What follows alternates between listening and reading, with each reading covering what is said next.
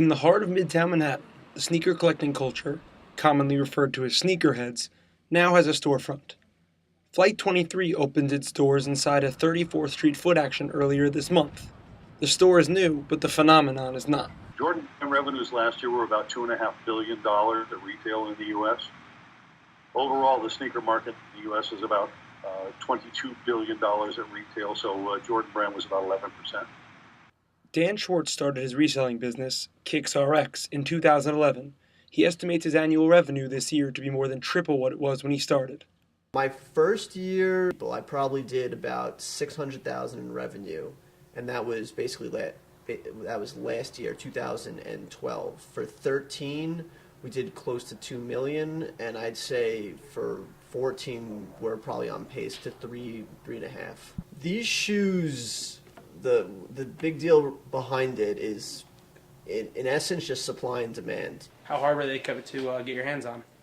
I mean, I was only able to get about 7 pairs, and figure the people on a regular release, I might be able to get 50, 60 pairs. My guy can only get me 7. You have the legend of Michael Jordan, which is the greatest of all time as far as athletes go. His iconic shoe line. I mean, there are other shoes that are similar to his that also get good resale value, but he's the creme de la creme. What keeps Jordans around is hype. I used to be able to go to Foot Locker around the corner when I was a teen and pick up a pair of sneakers that came out 2 months after they had come out.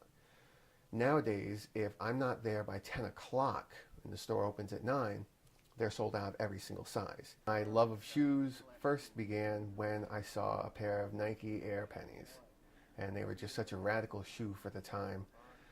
I thought, oh my God, I have to have these. But at the time, I grew up in a trailer, and my parents didn't have much money. They'd buy me 1 pair of sneakers, and those would have to last the entire year. Some kids got multiple pairs of sneakers, so I'd see kids in Air Pennies and Air Jordans, and I'd never was able to afford them until I got a real job. And I think that's a sneakerhead-ism.